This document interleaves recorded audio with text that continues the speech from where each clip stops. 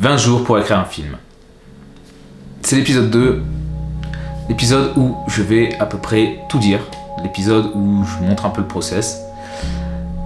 Et sincèrement, je m'attendais pas à tout ça. Au moins, je faisais un défi et j'avais quelque chose à finalité, je me lançais ce défi et j'avais quelque chose à la fin, je voulais pas faire quelque chose pour me dire, voilà, j'ai fait quelque chose pendant 20 jours, quoi. Au moins, j'ai un résultat palpable à la fin. Et je vais vous laisser découvrir comment j'ai fait. Et pour bien débuter le travail, il me faut un thé. Pour ce défi, j'avais pris le choix de partir d'une idée neuve. Alors, la réalité, c'est que j'avais déjà en tête l'idée d'un film que je voulais faire, ou du moins d'une problématique que je voulais traiter, et je voulais, en parallèle, faire le remake d'un classique du cinéma. Mais clairement, j'ai pas le niveau. Mais pourtant, ça m'a quand même aidé à pouvoir avancer sur la psychologie des personnages, sur laquelle je reviendrai un peu plus tard. L'idée que j'avais en tête, c'est je veux faire un film sur les relations toxiques. Mais je voulais en parler de façon plus subtile, comme dans le classique duquel je m'inspirais. Utiliser un film comme inspiration, c'est tout à fait normal et moi ça m'a aidé. Mais en plus de ça, comme c'était la première fois que j'écrivais vraiment un long format et que j'allais écrire autant, je me suis dit, il faut surtout que je prenne quelque chose de simple, que je parte sur une idée simple, une idée de réalisation qui soit simple en fait, que tout doit être le plus simple possible. Et c'est là où j'ai commencé à avoir mes premiers problèmes. Avoir un minimum de personnages, mais en avoir assez pour les rendre chacun intéressant et surtout l'histoire intéressante. Avoir un minimum de lieux pour se concentrer sur l'écriture des personnages et la psychologie puisque c'est l'important de ce film, mais aussi assez pour ne pas donner l'impression de s'ennuyer, mais surtout éviter les clichés. Autant qu'il y ait une impression de déjà-vu, ça ne me gênait pas de l'avoir en tête, autant qu'il y ait des clichés, ça c'est quelque chose que je tenais absolument à sortir. Donc la plupart du temps, dès que j'avais une idée, je l'écrivais, et si elle était cliché, j'essayais de prendre tout de suite son contraire. Au final, j'en ai ressorti ceci. Je sais que je vais écrire un thriller psychologique, en huis clos, qui va parler des relations toxiques avec 4 personnages. Maintenant que je sais ce que je veux dire, comment je le dis ? J'ai la base, je peux créer mon histoire. Et pour ça, j'utilise le Story Circle de Dan Hammond. C'est vraiment l'outil que j'utilise tout le temps à chaque fois que je veux écrire un nouveau scénario. Il est très simple d'utilisation.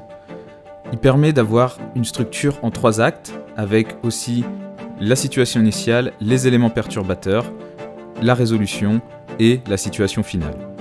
Mais ce que j'aime surtout dans cet outil, c'est qu'il permet aussi de prendre en compte la dualité obtention-prix.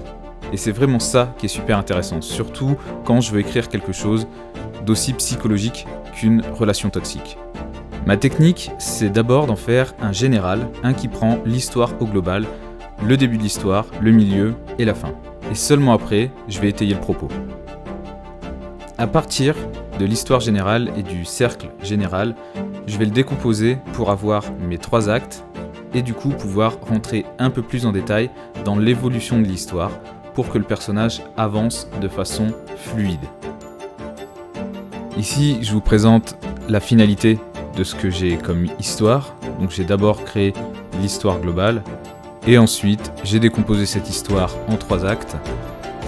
Vous pouvez faire pause si vous avez envie de voir à quoi correspond chaque étape. Voilà, là je viens de finir l'histoire, je viens de finir grosso modo les 3 actes.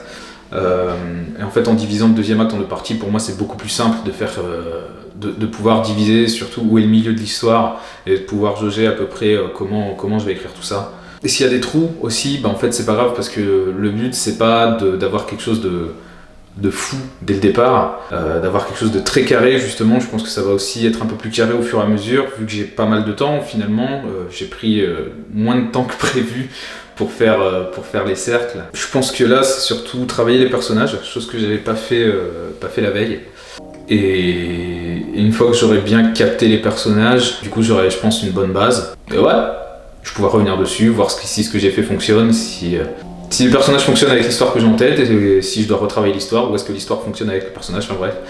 Là, on part sur la création des personnages, au complet.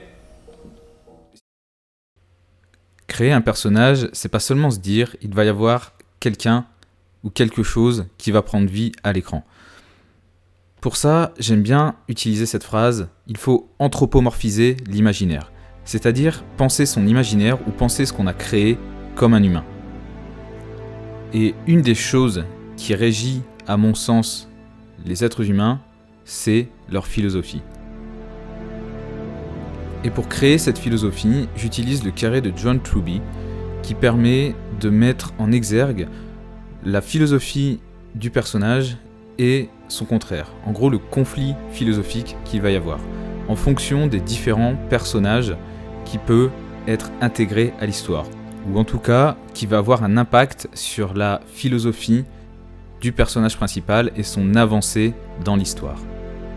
Ce carré me permet d'avoir la philosophie du personnage, de ce qu'il veut, je vais revenir sur ça juste après, mais aussi sur son contraire et pouvoir créer justement ces conflits en lui, le rendre intéressant, mais aussi avoir les points positifs et les points négatifs de chacune de ces philosophies. Et du coup, en connectant tous ces personnages, le personnage principal va pouvoir avancer parce qu'il va rencontrer des obstacles différents, des points de vue différents sur une philosophie qui reste la même d'un point de vue thématique, mais aussi sur sa psychologie. Mais je reviens un petit peu plus tard là-dessus.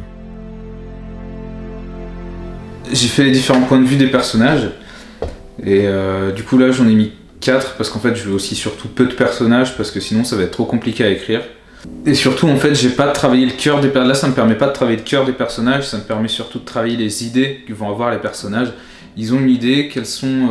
J'ai plus pris l'idée générale du film, confrontation qu'il va y avoir entre les deux, en gros le conflit philosophique qu'il va y avoir, le conflit philosophique que je voulais de base. Et du coup j'ai noté entre guillemets les pour et les contre, on va dire ça comme ça. Et à partir de là, vraiment là je commence à travailler mes personnages.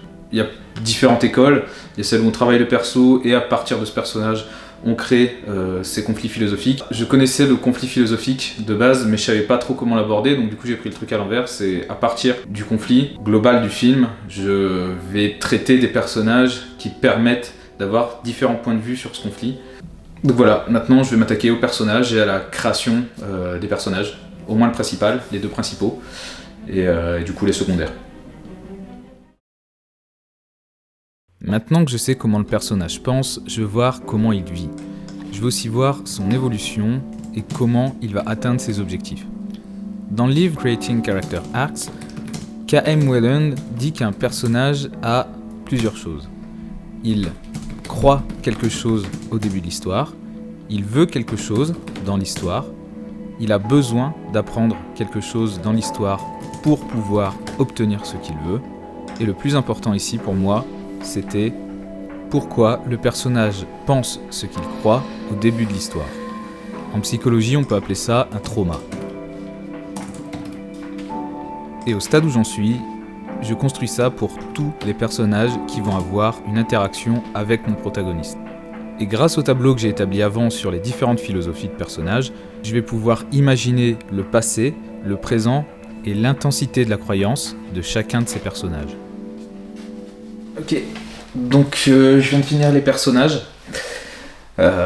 Initialement je voulais que 4, parce que je voulais pas prendre trop de temps, je voulais vraiment me concentrer justement sur l'aspect psychologique des personnages, donc du coup peu de personnages, mais je me suis rendu compte qu'il fallait que j'en crée d'autres.